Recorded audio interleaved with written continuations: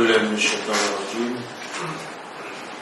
بسم الله الرحمن الرحيم. الحمد لله رب العالمين، نحمده ونستعين ونستغفره ونعوذ بالله من شرور أنفسنا ومن سيئات أعمالنا. من يهده الله فلا مضل له ومن يضلل فلا هادي له. أشهد أن لا إله إلا الله وحده لا شريك له وأشهد أن محمدا عبده ورسوله. سبحانك لا علم لنا إلا ما علمتنا إنك أنت العليم الحكيم. اللهم علمنا ما ينفعنا وانفعنا بما علمتنا وزدنا علما. اللهم آت أنفسنا تقواها وزكها أنت خير من زكاها أنت وليها ومولاك. رب يسر ولا تؤسر رب كمل بالخير أما بعد. InsyaAllah kita sambung tadabbur surah Yunus ayat 31.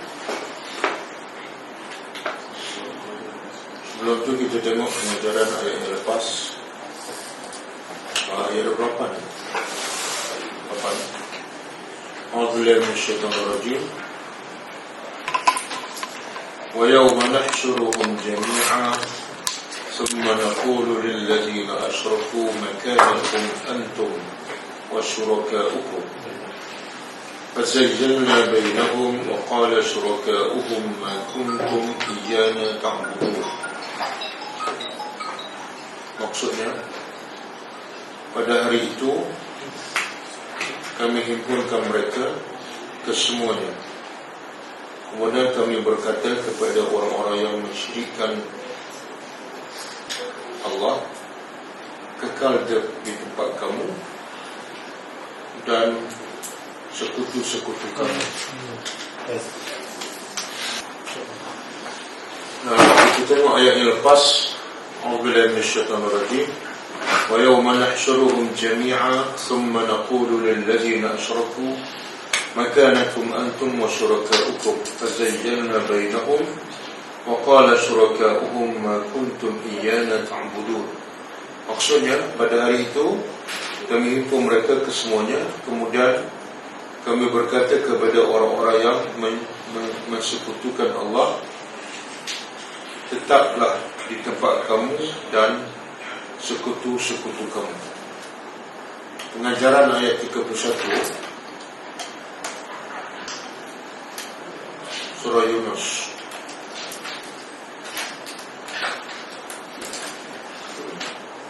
Pengajaran pertama,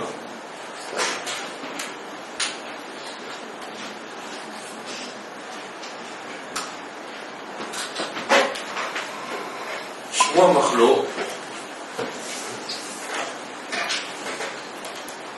sama ada manusia atau haiwan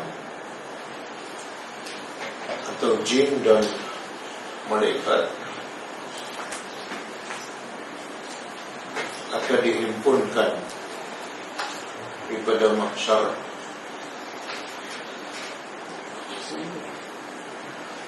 di hari kebangkitan.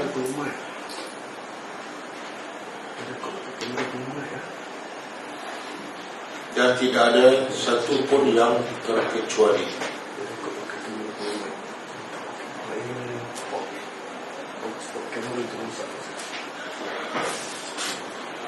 Yang kedua,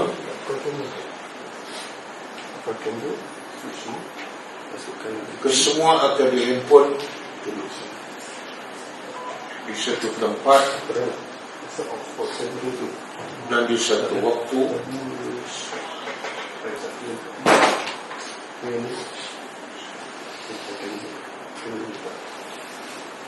dan ia bagi orang kafir adalah satu penghinaan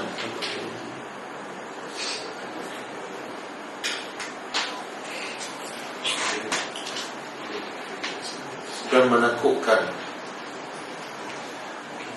kerana segala kesalahan mereka akan dibongkar di khalayak semua makhluk Allah.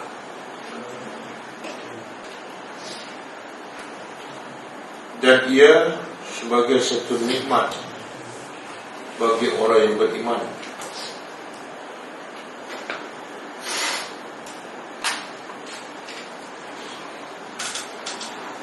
Kerana terselamat daripada dibongkarkan segala kesalahan.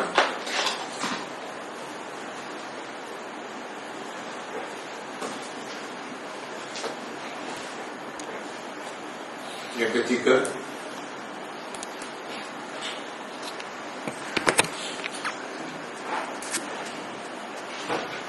pada hari tersebut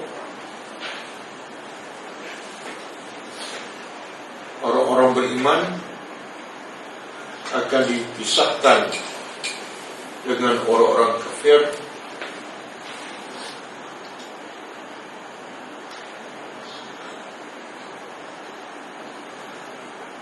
dan orang-orang kafir yang mensekutukan Allah akan dipisahkan dengan apa yang mereka sembah.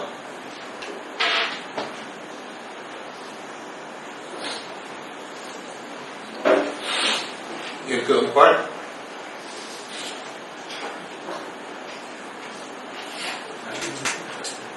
semua sekutu-sekutu yang disembah oleh manusia selain daripada Allah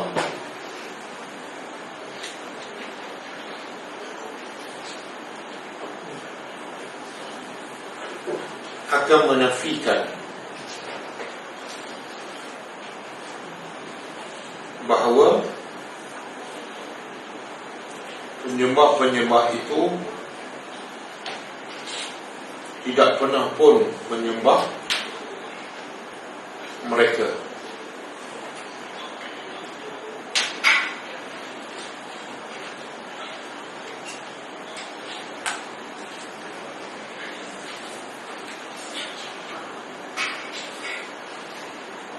Yang ke-6, yang ke-5, segala masa, umur dan harta yang dihabiskan oleh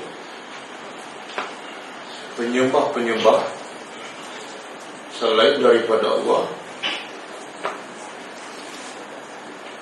semuanya sia-sia dan sedikit pun tidak memberi manfaat kepada penyembah-penyembah.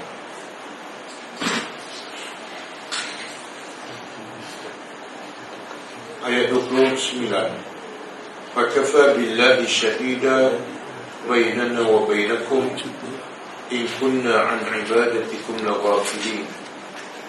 Maka cukuplah bagi Allah sebagai saksi di antara kami dan di antara kamu, sekiranya adalah kami daripada ibadat kamu pasti lalai. Pengajarannya, pertama,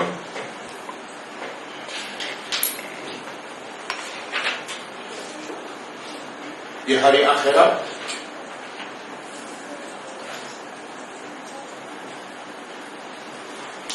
berlaku pertengkaran dan permusuhan antara penyembah-penyembah selain daripada Allah dengan apa yang disembah.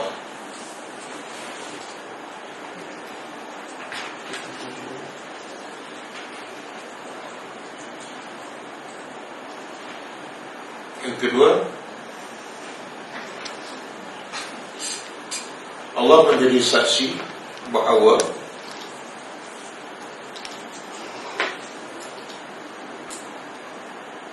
mereka yang menyembah selain daripada Allah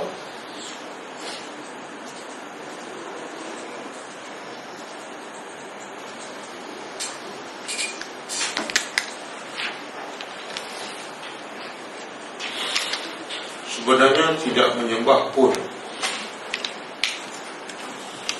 tambahan mereka.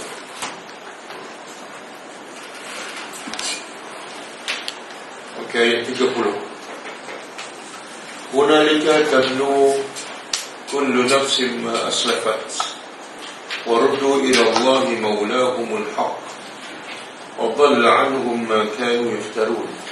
Maksudnya, di sana setiap jiwa akan mengetahui apa yang telah dikerjakan. Waruddu, dan mereka dikembalikan kepada Allah, pemilik mereka yang sebenar, dan telah sia-sialah apa yang mereka telah dustakan terhadap Allah. Pengajarannya,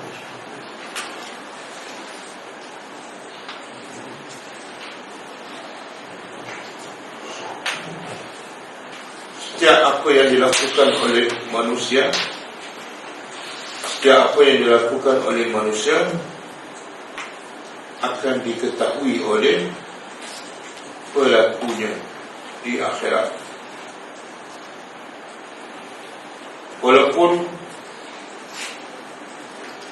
sebesar zarah.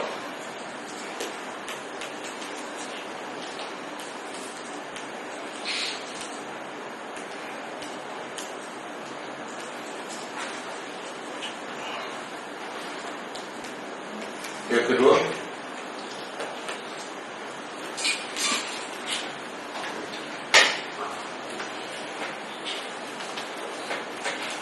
semua pembohongan dan pendustaan di atas nama Allah dan agama Allah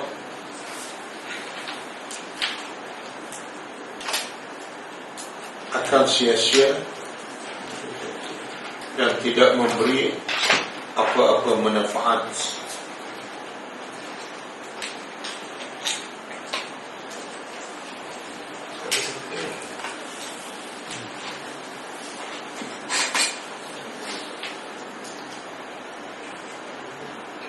Yang ketiga,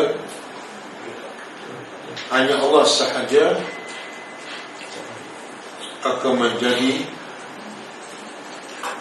pemilik dan penguasa yang mutlak pada hari akhirat.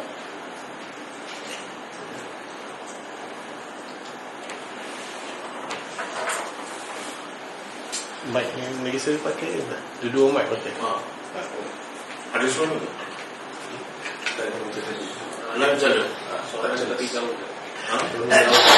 Jadi soal kamera. Oh, suara dia macam hijau. Dia tak bisa bermain. Siapa? Mat. Macam mana? Ada main tak? problem. Main tak? Dua mic. Tak boleh. Dia ada problem audio.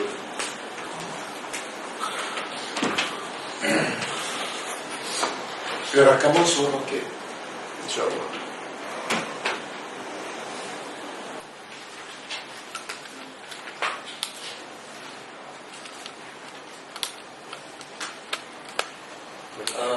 Kaitan ayat ni dengan ayat yang lepas.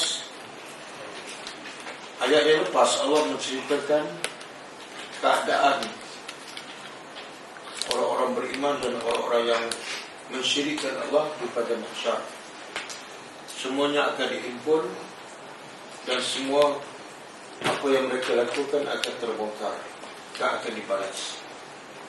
Jadi ayat malam ni Allah mengembalikan mereka kepada sebab-sebab mereka mensyirikkan Allah. Dan sekiranya mereka berfikir, sudah pasti mereka tidak akan mensyirikkan Allah Azza wa Jalla. Ya, a'udzubillahi minasyaitonir rajim.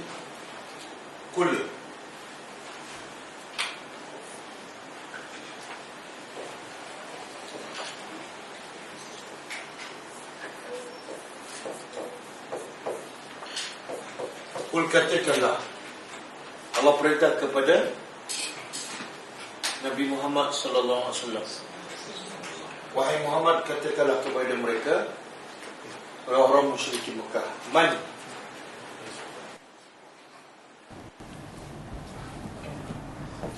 Siapakah yarzuqukum, yang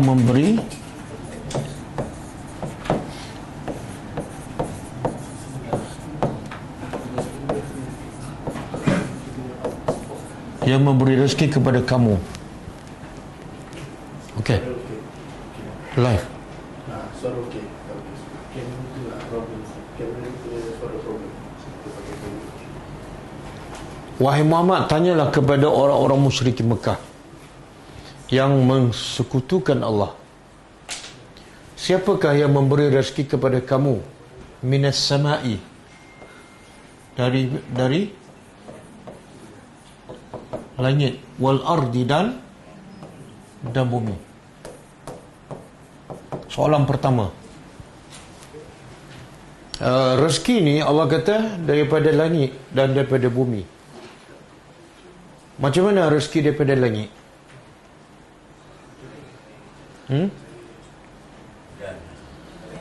Segala punca rezeki sebenarnya daripada air, dan air itu daripada sebenar as-sama' di sini lebih tepatnya bukan langit lah.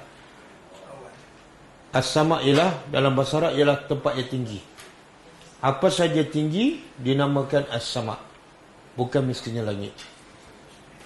Dalilnya as-sama' ni sebenarnya hujan bukan turun daripada langit, tapi turun daripada awan. Jadi rezeki Allah daripada langit sebab semuanya berpunca daripada air. Kemudian rezeki Allah setelah turun ke bumi, dia keluar pula dalam bentuk tumbuh-tumbuhan, buah-buahan.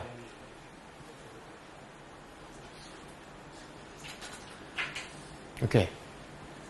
Soalan pertama. Soalan kedua, amman atau man, siapa yang meliku, yang memiliki as-sam'a, pendengaran, wal absar, dan penglihatan.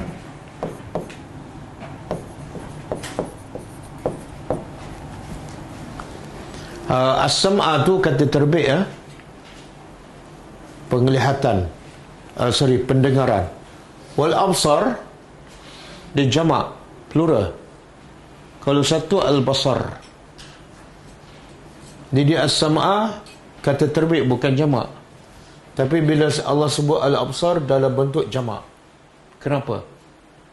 Yang tu bukan dalam bentuk jamak, tapi al-absar dalam bentuk jamak. Banyak. Antara jawapannya kata ahli tafsir, sebab as-sam'a tu Allah sebut dalam bentuk masdar, bukan dalam bentuk jamak. Sebab telinga ni hanya mendengar suara. Telinga dia dengar suara je. Tapi kalau pandangan mata, dia boleh melihat macam-macam. Boleh melihat yang bergerak, yang berlakon, yang tulisan, yang lukisan. Dan juga basar ni juga termasuklah melihat dengan fikiran. Jadi al-absar melihat dalam berbagai bentuk, maka disebut dalam bentuk jamak. Manakala pendengaran disebut dalam bentuk kata terbit, bukan jamak. Sebab pendengaran hanya mendengar suara sahaja. Okey. Jadi soalan kedua apa dia? Yang Allah perintah pada Nabi supaya bertanya pada orang musyrikin. Siapa yang memiliki pendengaran dan penglihatan? Maksudnya apa?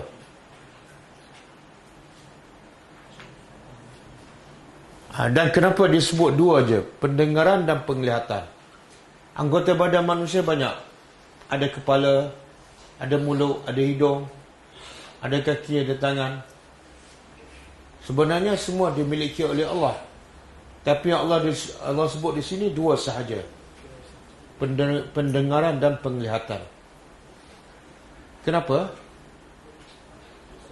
Sebab antara nikmat yang paling besar yang ada pada manusia, mata dan telinga. Betul kan? Jadi mata ni benda yang paling mahal. Dengan mata kita boleh melihat apa saja kita nak tengok.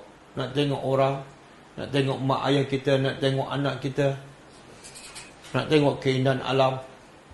Dan dengan telinga kita boleh mendengar apa-apa saja.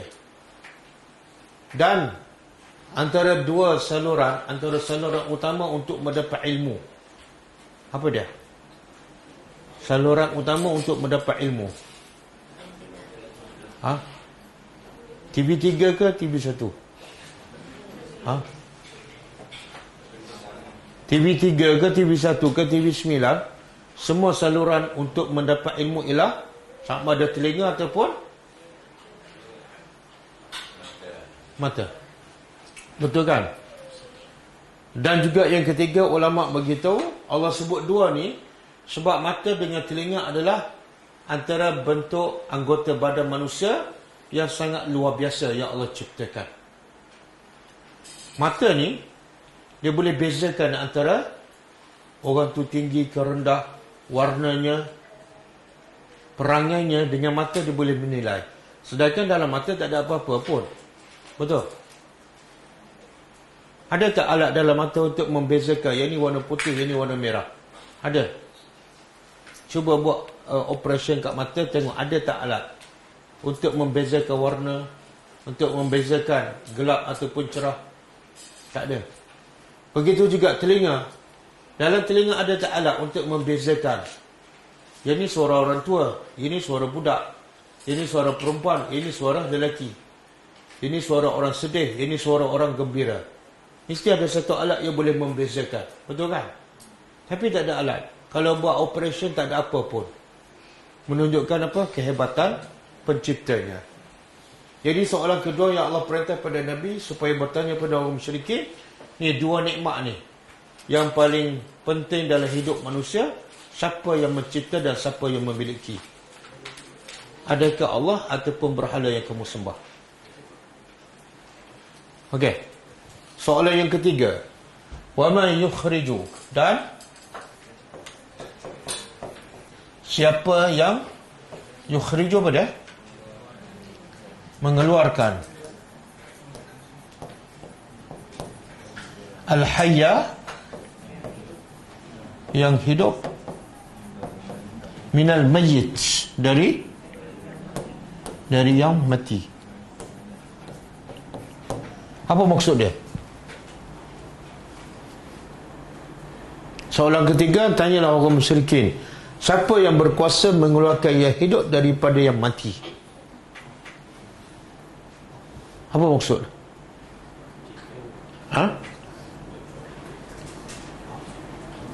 Tak, ini kat dunia ni. Mengeluarkan yang hidup daripada yang mati. Contoh telur. Telur mati tak? Telur mati ke tak? Kalau masalah telur ayam banyak tak cukup kan? Telur mati. Tapi daripada telur mati keluar tak yang hidup? Anak ayam.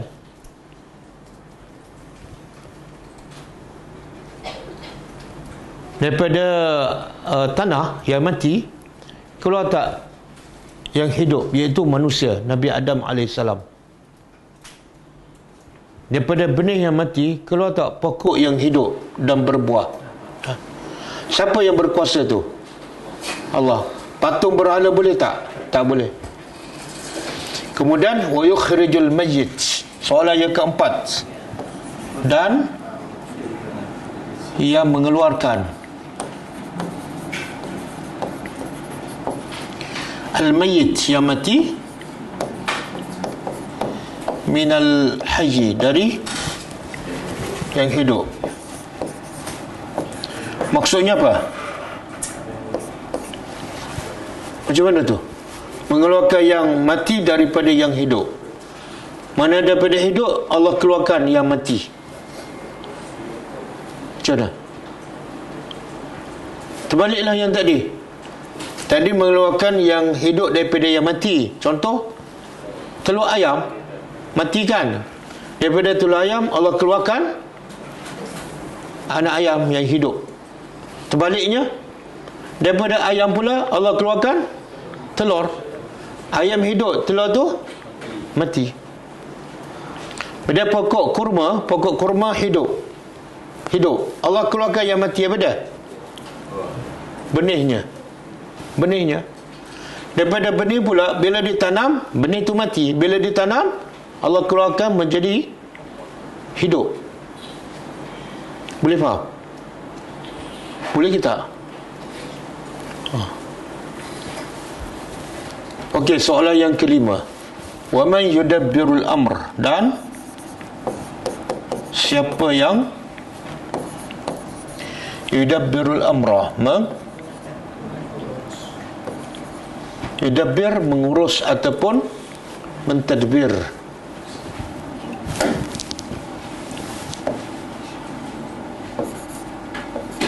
Mengurus al-amra, urusan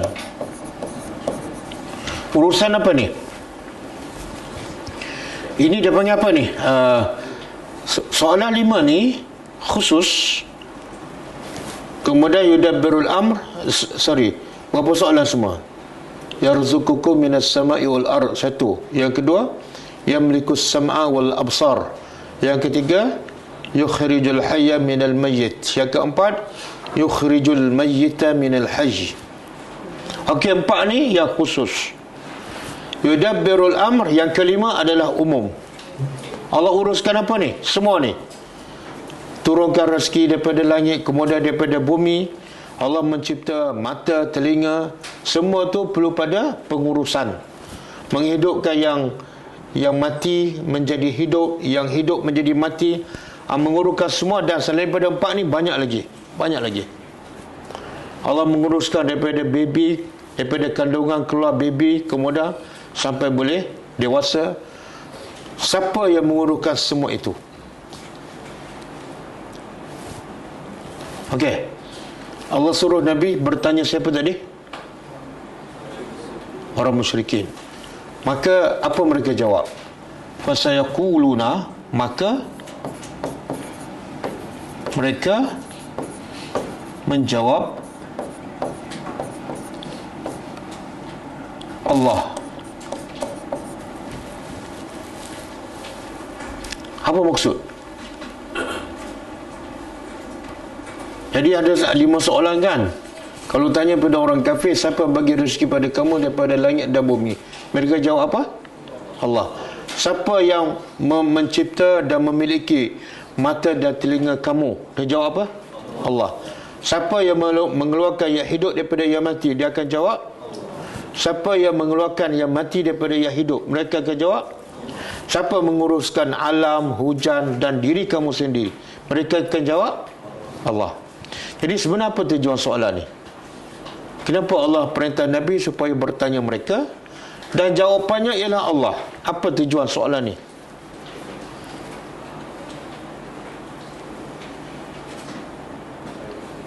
Apa dia? Kuat sikit. Ha? Sindir macam mana tu? Tak tahu jawapan, tapi nak bagi dia orang confirm memang kita. Tak, sebenarnya Allah nak bagi tahu bahawa mereka ni cakap tak serupa bikin. Mereka semua apa dia? Berhala. Tapi adakah berhala yang bagi makan pada mereka? Bukan. Mereka kata Allah yang bagi makan. Siapa yang mencipta mata dan telinga mereka? Mereka jawab tak berhala? Tak. Mereka cukup yakin berhala tak mungkin bagi rezeki, tak mungkin mencipta mata dan telinga, tak mungkin boleh keluarkan yang hidup daripada yang mati. Tak mungkin. Semua dijawab Allah. Maknanya apa?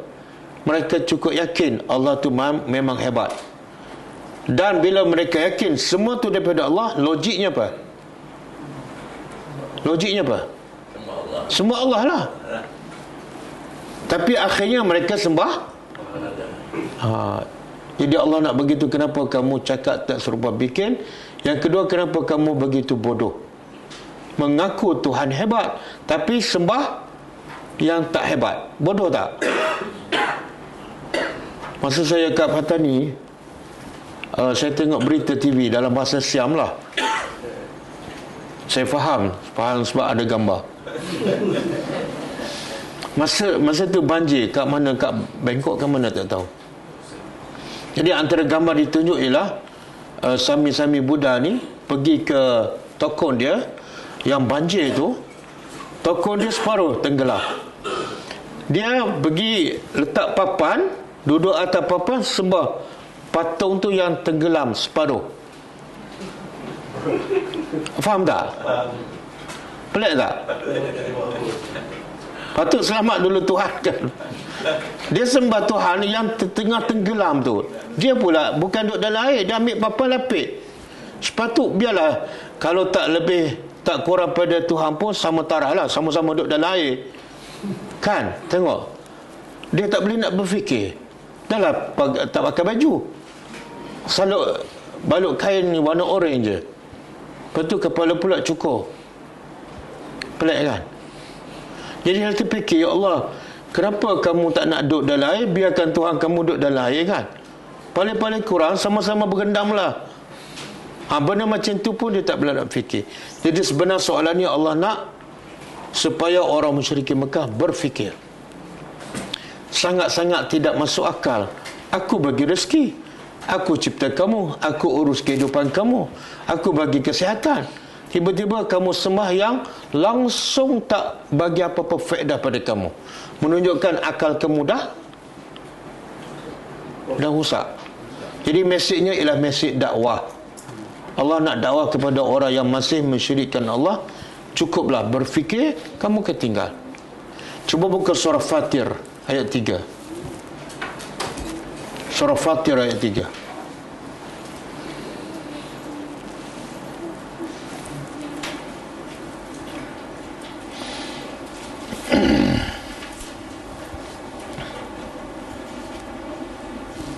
Okey, Allah kata apa? Ya ayuhan nas, wahai manusia, uzkuru, ingatlah nikmat-nikmat Allah ke atas kamu. Banyak kita akan jumpa antaranya yang banyak Allah sebut kepada Bani Israel. Ya Bani Israel, uzkuru ni'mati allati an'amtu alaikum. Wahai Bani Israel, ingatlah nikmat yang aku beri kepada kamu. Itu kepada Bani Israel. Yang ini kepada semua manusia. Kenapa Allah perintah supaya ingat nikmat Allah ke atas kita? Kenapa? Dan ini adalah perintah uzkuru tu, kalau kita belajar bahasa Arab, fi'il amar. Fi'il amar menunjukkan perintah. Perintah menunjukkan wajib. Jadi yang wajib ni bukan solat aja. Ingat nikmat Allah juga hukumnya adalah wajib. Soalannya, kenapa Allah wajibkan kita ingat nikmatnya? Kenapa? Ya, kenapa? Sebab Allah tahu antara punca manusia kufur kepada Allah ataupun tidak bersyukur ialah sebab dia tak rasa nikmat yang dia ada tu adalah sebenarnya daripada Allah. Dia rasa nikmat tu daripada ya. Semakin sihat, semakin kaya, semakin tak solat. Sebab apa? Dia kata saya sihat sebab saya jaga kesihatan. Saya kaya sebab saya bekerja keras. Jadi Allah kata semua tu adalah nikmat Allah ke atas kamu. Okey, kemudian Allah tanya lagi, hal min khaliqin? Cuba terjemah. Hal ini asalnya soalan, tapi sebenar soalan yang bermaksud penafian. Jadi kalau terjemah, tidak ada min khaliqin, tidak ada daripada mana-mana pencipta ghairullah, selain pada Allah. Yang kamu sembah tu bukan pencipta, dia adalah dicipta. Kemudian tidak ada selain daripada pencipta yang selain daripada Allah, yarzuqukum, yang boleh bagi rezeki pada kamu, minas sama'i wal ard. Tak ada. Hebat macam mana Tuhan yang kamu sembah, tak mungkin boleh bagi rezeki daripada langit dan bumi. Kemudian la ilaha illahu, tidak ada Tuhan melainkan dia. Fa anna tu'fakun, anna apa dia? Bagaimana kamu boleh tu'fakun dipalingkan daripada menyembah Allah? Sedangkan tak ada satu pun yang bagi rezeki pada kamu kecuali Allah. Macam mana kamu boleh sembah yang langsung tak bagi apa-apa pada kamu? Satu sen pun tak bagi. Jadi Allah kata ini soalan pelik lah. Satu benda yang pelik. Macam mana kamu boleh sembah yang bukan bagi rezeki pada kamu? Berlaku tak? Bukan orang kafir je, orang Islam pun ramai ni. Cari rezeki pagi sampai malam tak solat, tak sembah berhala, tapi sebenarnya sembah apa tu? Nafsu bukan bagi rezeki. Cuba buka surah Al-Mulk.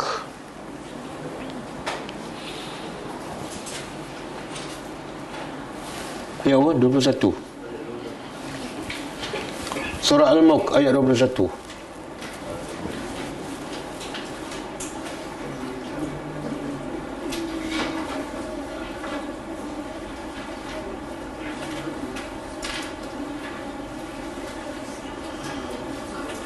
Okey. Surah ni selalu dibaca setiap malam.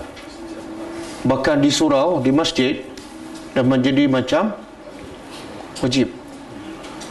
Lepas salam, lepas doa, sebelum solat sunat, inilah yang membacakan. Okey. Cuba terjemah. Amman. Adakah? Man apa? Siapa? Hazal lazi. Ini allazi yang yarzukukum, yang boleh memberi rezeki pada kamu. In amsaka rizqahu. In apa dah in? Sekiranya amsaka, dia menahan. Dia itu siapa? Allah. Rizqahu, rezekinya. Maksudnya apa? Allah tanya soalan, adakah siapa yang boleh bagi rezeki pada kamu sekiranya Allah tahan rezekinya? Soalan tu sebenarnya soalan untuk berdakwah, untuk membuka minda. Siapa-siapa yang tak sembah Allah, Allah tanya, kamu dak cari rezeki, makan rezeki tu, kalau Allah tahan rezeki, ada tak siapa yang boleh bagi? Jawapannya tak ada. Macam mana cara Allah tahan rezeki? Macam mana Allah tahan rezeki? Tahan hujan je. Hujan lah. Bila hujan tak turun, kemarau. Bila kemarau, tumbuh-tumbuhan mati. Bila tumbuhan mati, binatang pun mati. Bila binatang mati, manusia mati kan. Sekarang pasal apa tak ada telur? Kurang telur. Sebab apa? Ayam tak bertelur kan? Sebab apa ayam tak bertelur? Sebab musim dia. Bukan sebab tak cukup dedak. Kemudian Allah kata bal lajju, bahkan mereka tetap apa dia laju, terus menerus fi utuwin, dalam kelampauan dan wanufur, lari liar, berpaling daripada Allah Subhanahu wa taala. Jadi Allah kata kalau Allah tahan rezeki. Tapi soalannya, kenapa Allah tak tahan rezeki daripada orang yang tak beriman? Siapa yang tak beriman Allah tahan rezeki pada muka. Kenapa tak tahan? Bahkan rezeki ni banyak yang Allah bagi pada orang kafir ke pada orang Islam? Orang kafir. Kenapa Allah tak tahan? Kan? Apa dah? Istidraj. Itu je. Salah satu selain benda istidraj, Allah nak bagi peluang supaya mereka bertaubat. Istidraj tu makna Allah bukan nak bagi peluang, tapi semakin nak menjauhkan. Itu istidraj.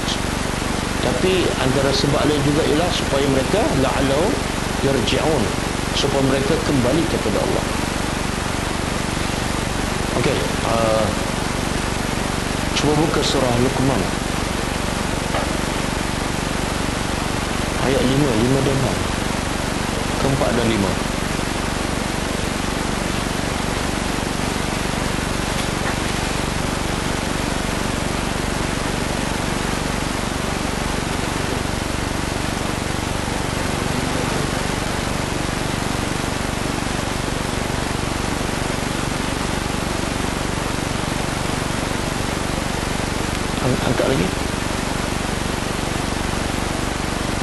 Lagi.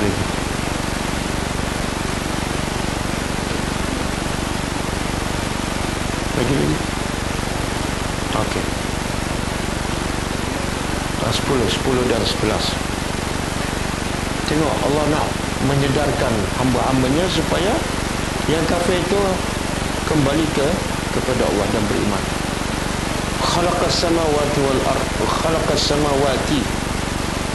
Cuba terjemah dia telah mencipta langit-langit bighairi amadin, tanpa tiang. Kehebatan Allah, Allah boleh tak nak cipta langit dengan tiang? Boleh je. Tapi kalau ada tiang, taklah nampak hebat kan? Satu. Yang kedua, menyusahkan kita. Kalau langit ni ada tiang, agak-agak berapa tiang? Kalau ada berjuta tiang, agak-agak berapa jam nak sampai kat Mekah? Dan selalu berlaku aksiden kan? Rahmat Allah. Jadi Allah mencipta langit-langit tanpa tiang, tarawunha, yang kamu boleh melihatnya. Wa alqa fil ardi, dan Allah mencampakkan di bumi rawasiya. Rawasiya apa dia? Rawasiya ni ialah sebenarnya gunung-gunung.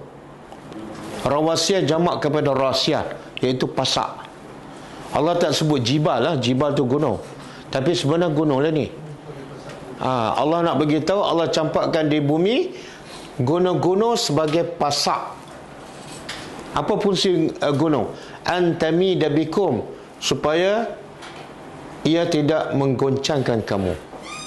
Maknanya bumi ni kalau tak ada gunung, apa berlaku? Goyang. Kemudian apa lagi? Wabassa fiha, dan Allah menyebar luaskan di bumi itu min kulli dabah, bermacam-macam binatang, kambing, unta dan sebagainya. Apa lagi ciptaan Allah? Wa anzalna, dan kami turunkan minas samai, daripada langit, ma'an, air, fa'ambatna, lalu kami tumbuhkan padanya, pada bumi itu, min kulli zaujin karim, dari setiap apa dia zaujin karim? Jenis-jenis tumbuhan yang sangat karim. Karim ni apa dia? Bagus dan sangat-sangat enak dimakan.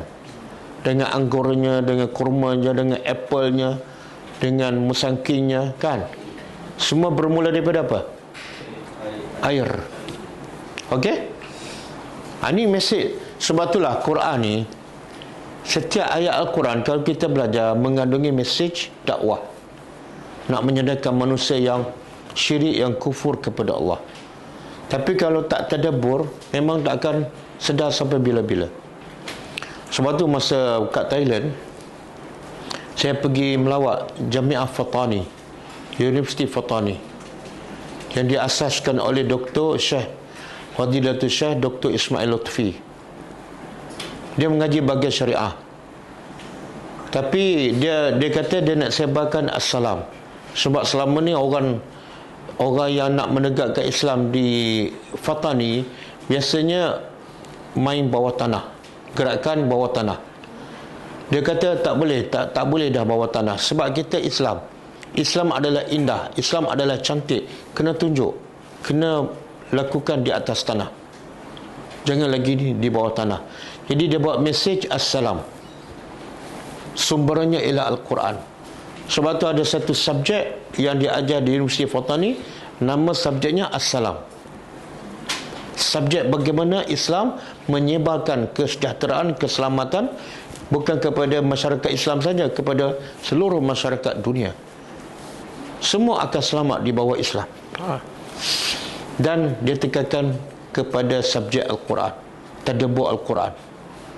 Bahkan dia wajibkan pelajar-pelajar dia, ada lebih kurang 4,000 pelajar Universiti Fatani, wajib baca Al-Quran setiap hari 1 juzuk. Dia nak bagi tahu kalau tanpa Al-Quran kamu tak ada kekuatan untuk menyebarkan Islam, bahkan untuk beramal dengan apa yang kamu belajar. Tak ada kekuatan. Quran ni kalamullah, mesti difahami, mesti dihayati, barulah dia akan memberi kekuatan untuk kamu, pertama beramal, yang kedua untuk kamu tunjukkan kehebatan Islam. Dengar Al-Quran. Dan dia kata, kenapa Allah kata fa iza qara'tal Quran fasta'iz billah? Allah kata dalam Quran, bila kamu baca Quran maka hendaklah berlindung daripada syaitan. Baca hadis tak payah sebut auzubillah. Baca fiqh tak payah sebut auzubillah. Baca tasawuf tak payah sebut auzubillah. Tapi baca Quran kena sebut auzubillahi minasyaitonirrajim. Kenapa? Kenapa? Apa dia? Syaitan? Syaitan akan ganggu. Tapi masa baca Quran ada perasan tak syaitan duk tengah ganggu? Ada? Tak perasan? Tak perasan tu sebab dah lali dah syaitan ganggu, kita pun tak terasa dah. Syaitan ni dia bawa manusia ke neraka. Quran bawa manusia ke syurga, berlawanan. Sebab itulah musuh nombor satu syaitan ialah Quran. Musuh nombor satu syaitan ialah Quran, kata Dr. Ismail. Bagus tazkirah dia. Dia kata sebab itulah syaitan akan buat apa saja sehingga manusia jangan baca dan jangan faham. Kalau nak baca juga, baca saja. Sebab apa? Syaitan tahu dah, kalau manusia mula faham, dia akan dapat hidayat. Bila dapat hidayat, dia tak akan goyang. Bagilah hujang besar macam mana pun, dia tak akan goyang. Dia akan terus istiqamah dan ke surga kalau dia mula faham Al-Quran. Sebab tu Allah kata bila baca Quran kena minta berlindung daripada syaitan, iaitu baca faham. Kalau baca tak nak faham, memang kena. Bahkan kata doktor ni, Dr. Ismail, dia kata siapa yang tak faham Quran memang confirm kena tipu kat syaitan. Siapa baca Quran nak baca saja, nak khatam saja, confirm kena tipu. Memang itulah target syaitan. Bahkan dia kata dia sendiri ni, kalau hari ni saya tak baca, saya sendiri kena tipu kat syaitan. Macam mana Allah bagi masa 24 jam? 24 jam Allah bagi masa. Kita tak ada masa nak baca Tuhan yang mencipta kita. Tak ada masa nak baca ayat Allah yang mencipta kita. Sedangkan kita ada masa 24 jam. Betul tak? Tapi lain pada tu, macam-macam kita boleh buat. Makan 3 kali sehari, kadang-kadang 5 kali sehari. Berjalan setiap hari, bekerja setiap hari, tidur setiap hari. Tiba-tiba tak ada masa nak baca ayat Allah yang mencipta kita. Itu tipu daya syaitan. Jadi siapa tak sempat baca, siapa tak sempat tadabbur, dalam satu hari memang dia ditipu oleh syaitan. Siapa cakap tu?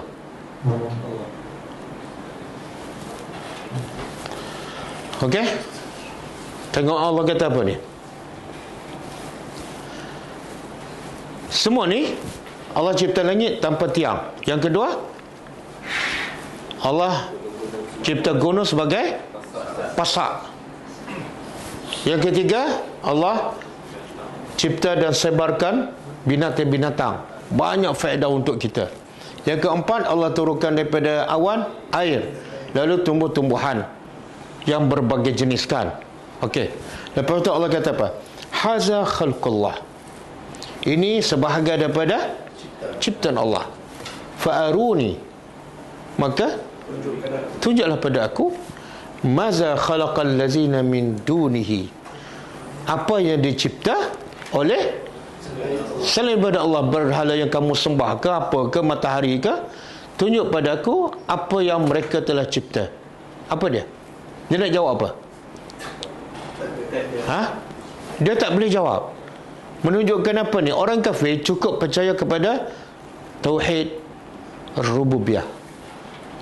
Rububiyah ni apa makna?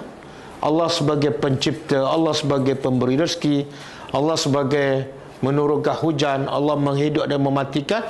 Memang mereka percaya 100%. Tapi masalah mereka tidak ada tauhid, menyembah Allah tak ada. Itu dia nak kata apa tu? Dia mengaku Tuhan hebat, tapi tak sembah yang hebat. Akhirnya sembah yang banjir pun tak bergerak. Kat situlah. Bodoh tak? Jadi Allah kata ini ciptaan Allah. Okey, tunjuk pula Tuhan yang kamu sembah, dia boleh cipta apa? Seekor nyamuk pun tak boleh. Seekor semut yang halus pun tak boleh. Bahkan az-zalimun, orang-orang yang zalim, fi dhalalin, mereka dalam kesesatan yang nyata. Okey, cuba buka surah Luqman ayat 31 ke? Ini surah Luqman kan?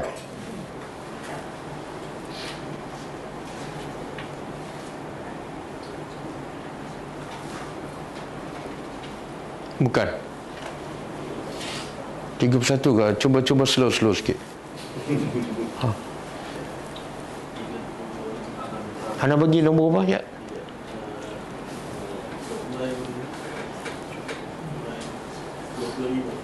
Okey, 25. Okey. Allah kata apa? Cuba kita terjemah. Walain. Lam tu harfu taukid, penegasan. Dan pasti. In, sekiranya. Sa'al tahum. Engkau iaitu Nabi Muhammad bertanya mereka, iaitu orang musyrikin Mekah. Sekiranya engkau bertanya mereka, man khalaqas samawati wal ard. Siapa yang telah mencipta 7 lapis langit dan bumi? Apa mereka jawab? La yaqulunna, pasti. Ni ada dua harfu taukid, satu lam, yang kedua nun. Pasti sesungguhnya mereka akan jawab Allah yang mencipta langit dan bumi. Dia tak akan jawab yang sembah, yang cipta langit dan bumi patung yang aku sembah 50 tahun. Tak. Sebab apa? Sebab dia tahu kan? Tapi dia tahu itulah macam orang tak tahu. Akhirnya dia sembah patung juga, walaupun dia mengaku Allah yang cipta langit dan bumi. Okey. Lepas tu, bila tanya orang musyrikin siapa cipta langit dan bumi, mereka akan jawab Allah. Maka Allah perintah pula Nabi Muhammad, qul alhamdulillah. Wahai Muhammad, jawablah, katalah alhamdulillah. Alhamdulillah ni satu pujian kan? Apa yang nak dipuji ni? Orang kafir mengaku yang mencipta langit dan bumi adalah Allah. Maka itu satu benda yang baik. Kamu kena puji alhamdulillah. Faham? Apa kebaikannya? Daripada jawapan dia tu, apa kebaikannya? Baik tak orang musyrikin mengaku Allah cipta langit dan bumi tapi dia sembah berhala? Adakah itu baik? Tak. Jadi apa yang baik? Membenarkan kata Nabi. Membenarkan? Tak, jangan takut, cakap terus terang. Sebab alhamdulillah ni satu kata-kata bila kita dapat benda baik kan, alhamdulillah. Jadi apa yang baik dia? Apa dia? Dia mengaku satu yang baiknya ialah jawapan orang kafir ni mengesahkan bahawa agama Nabi Muhammad adalah benar. Nabi sembah apa? Allah. Dan Allah yang Nabi sembah, mereka akui tak hebat? Mana mereka mengesahkan agama yang Nabi ajak adalah agama yang benar. Satu. Yang kedua, kebaikannya apa dia? Kalau mereka tak mengaku Allah mencipta langit dan bumi, sebenarnya lagi sukar untuk berdakwah. Mana lebih senang berdakwah?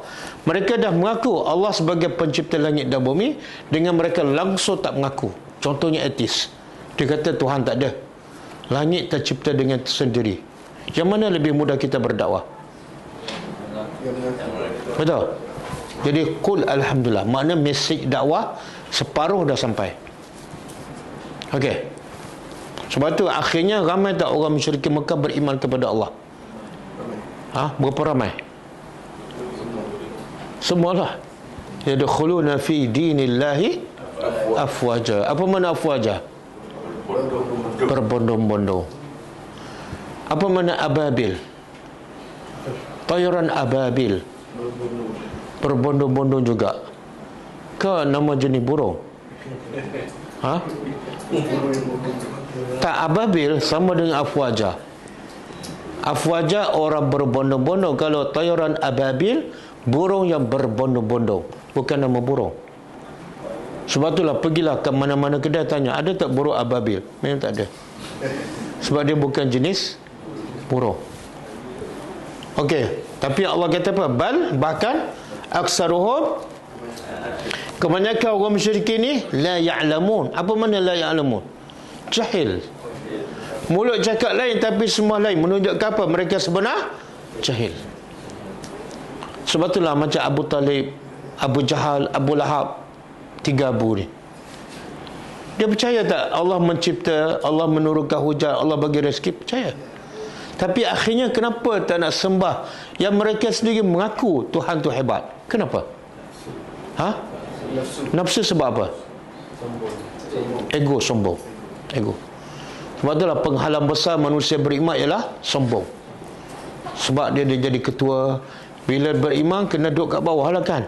Nabi Muhammad duduk kat atas. Kena tinggal segala kemewahan, segala nafsu. Itu menyebabkan mereka ingkar.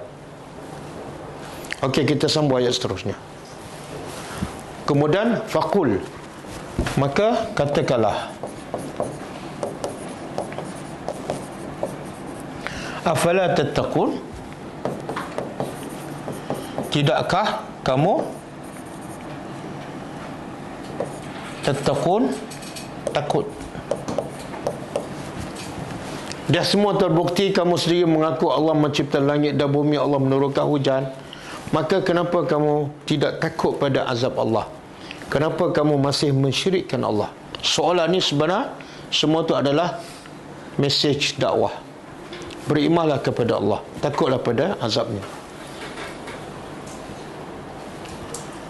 Okey.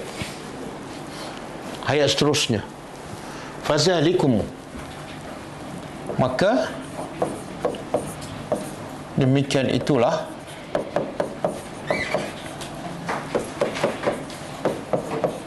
Allah. Maksud apa ni? Itulah Allah ni apa makna dia? Tuhan yang disembah. Maksud apa tu? Demikian itulah Tuhan yang disembah. Demikian apa? Yang ada sebelum ni, yang memberi rezeki pada kamu, yang memiliki pendengaran dan penglihatan, yang mengeluarkan yang hidup daripada mati, yang mati daripada hidup, yang mentadbir alam. Itulah sebenarnya Tuhan yang patut disembah, dan dia adalah Rabbukum, pencipta kamu.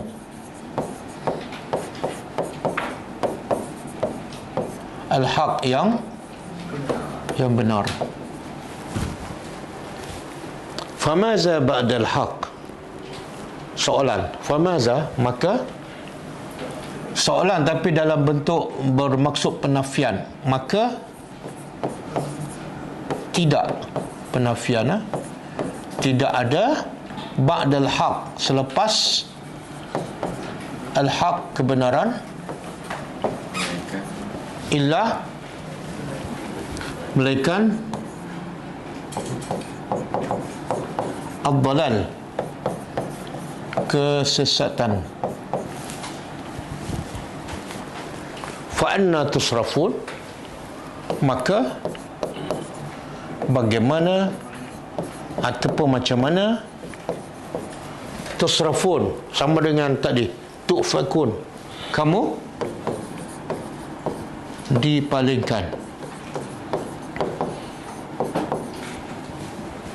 Apa maksud ni? Maka tidak ada selepas kebenaran kecuali kesesatan. Dia sebenarnya al-haq lawan apa?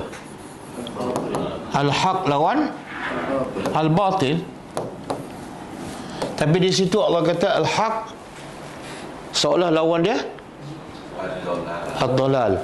Sebenarnya dalal lawan apa? Ad-dalal, kesesatan, lawan apa? Al-huda.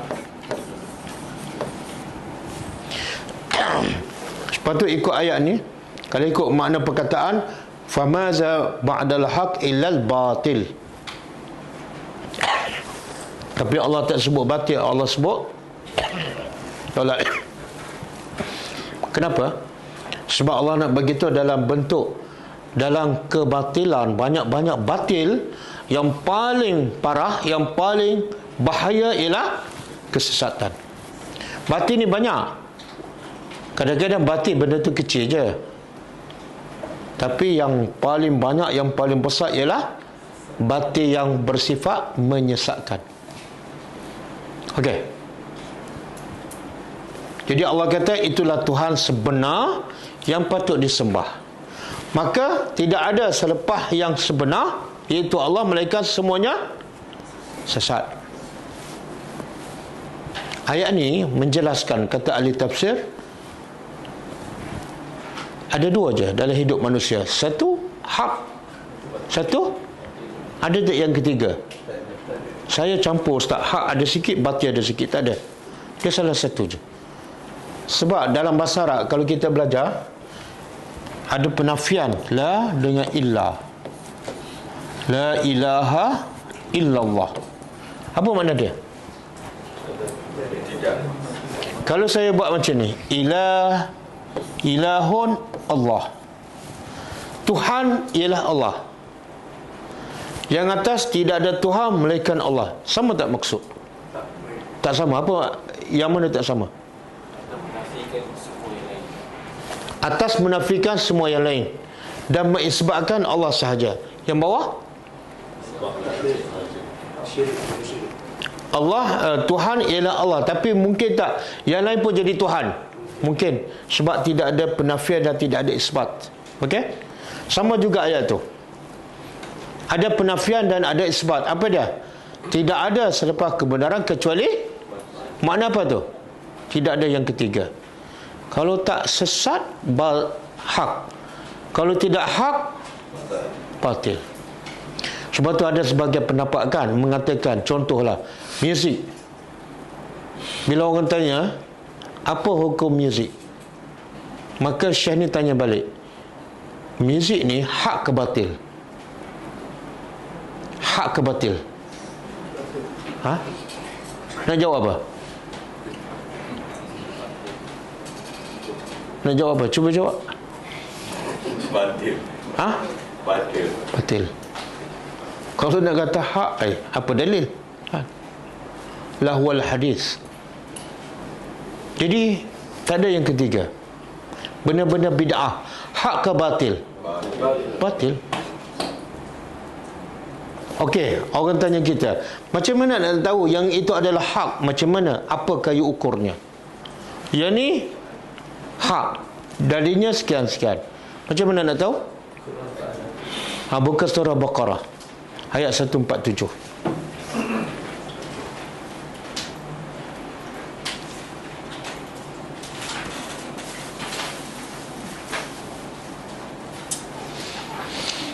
Okey. Tadi kita kata apa? Ayat tadi, tidak ada selepas kebenaran melainkan semuanya dalal. Okey, ayat ni Allah kata apa? Al-haqqu mir rabbika. Kebenaran itu hanya dari Tuhan engkau. Fala takunanna, maka jangan sekali-kali kamu menjadi orang yang ragu. Jadi sekarang macam mana kita nak tahu itu kebenaran? Mesti daripada mir rabbika. Apa dia? Satu, yang daripada Allah apa dah? Quran. Yang kedua, hadis. Wa ma yantiqu anil hawa in huwa illa wahyun. Yang daripada Nabi bukan hawa nafsu, melainkan ia wahyu. Subhanallah. Jadi ramai tak Allah kata kebenaran daripada Tuhan kamu, maka jangan kamu ragu-ragu. Tapi ramai tak ragu-ragu kepada Al-Quran dan Sunnah? Dan ramai tak yang yakin kepada kata-kata manusia? Dah terbalik. Sedangkan Allah kata apa tadi? Tidak ada selepas kebenaran melainkan dalal. Jelas.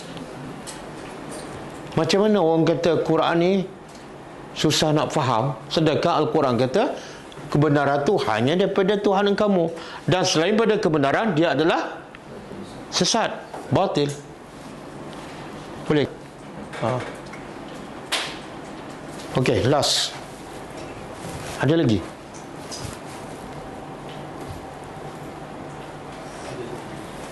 Dah habis kan? Okey, kita habiskan. Sebab ayat ni bersambung. Kazalika. Demikian itulah. Haqqat. Telah. Haqqat di mana? Wajabat ataupun sabatat. Telah ditetapkan, telah diwajibkan. Kalimatu rabbika. Kalimah pencipta engkau. Apa maksud kalimah di sini?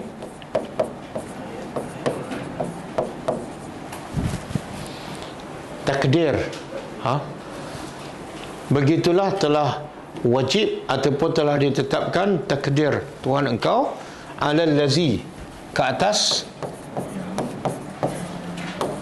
orang-orang yang fasaku, mereka fasik, annahum, sesungguhnya mereka la yu'minun, tidak beriman. Apa maksud ayat ni? Walaupun dah bukti cukup jelas tentang keesaan Allah, kebesaran Allah, kebenaran Nabi Muhammad, cukup jelas, tapi akhirnya mereka tetap tidak beriman. Maka sunnatullah, kalimatullah ni macam ketetapan Allah, iaitu akhirnya azab Allah akan turun pada mereka. Puncanya mereka tidak beriman. Bahkan Allah sebut dalam ayat yang lain, manusia ni bila mati dia minta nak balik semula ke dunia. Untuk apa? Tapi kalau ditakdirkan Allah benarkan balik semula ke dunia, agak-agak dia beramal soleh tak? Tak. Mereka tak akan beramal soleh. Dari mana Allah tahu? Dari mana Allah tahu? Mereka tetap, bila balik ke dunia, mereka tetap balik asal, tak beriman. Sebab memang Allah tahu benda gaib kan? Sebab Allah dah bagi tempoh 60 tahun. Contohlah dia hidup 60 tahun. Kalau dia betul nak beriman, cukup tak masa untuk dia beriman dalam tempoh 60 tahun? Cukup tak? Makna kalau dia tak nak beriman, sebenar apa tu? Memang mereka tak nak. Sebab tu Allah tak benarkan balik semula. Inilah maksud ayat. Telah tetap sunnatullah, bahawa mereka tetap kufur dan azab Allah akan menimpa mereka setelah diberi pilihan. Okey. Jadi dakwah-dakwah macam ni kita kena sampaikan, khususnya kepada siapa? Kepada non-Muslim.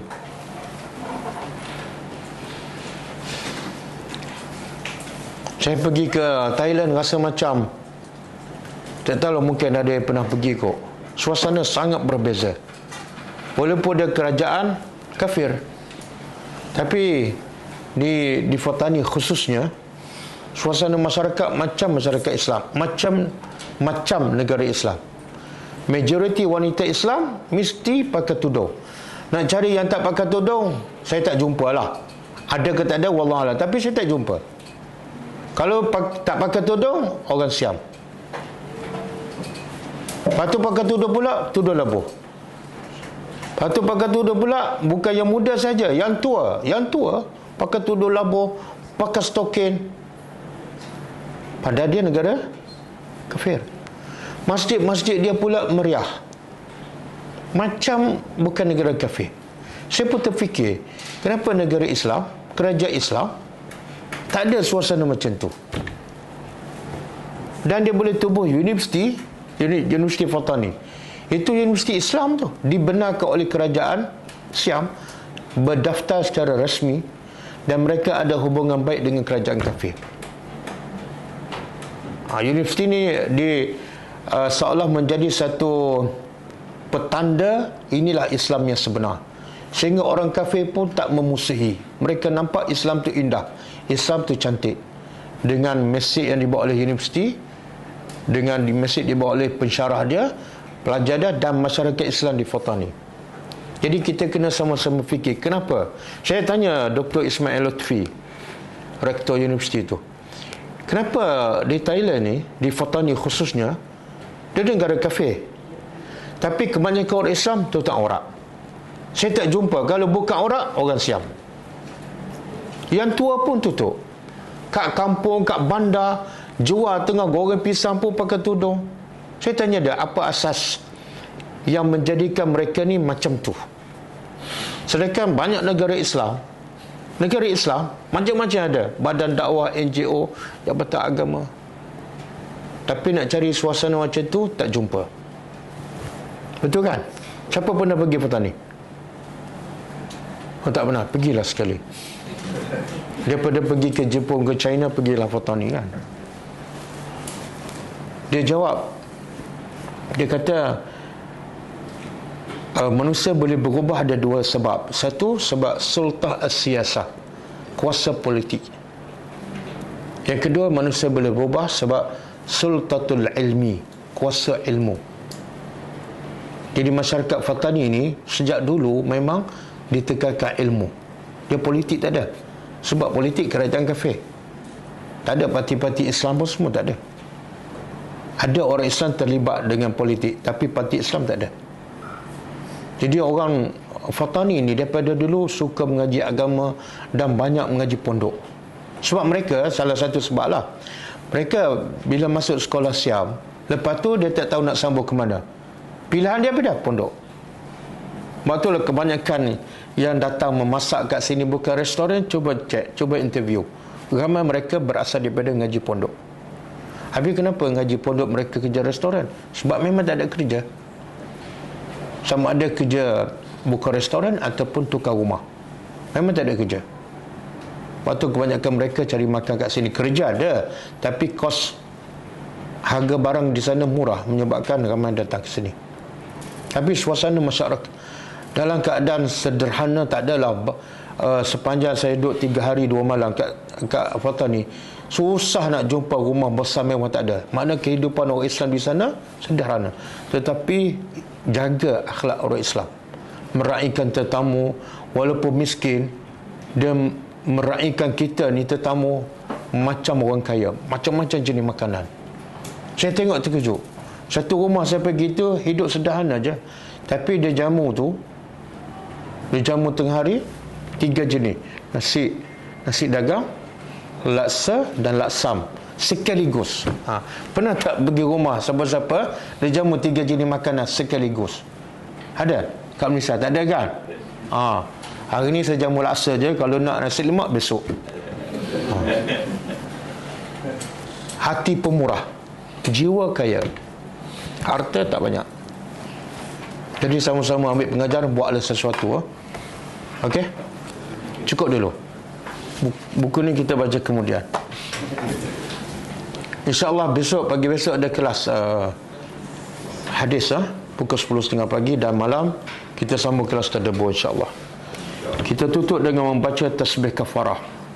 Subhanakallahumma wa bihamdika asyhadu an la ilaha illa anta astaghfiruka wa atubu ilaik. Assalamualaikum warahmatullahi wabarakatuh.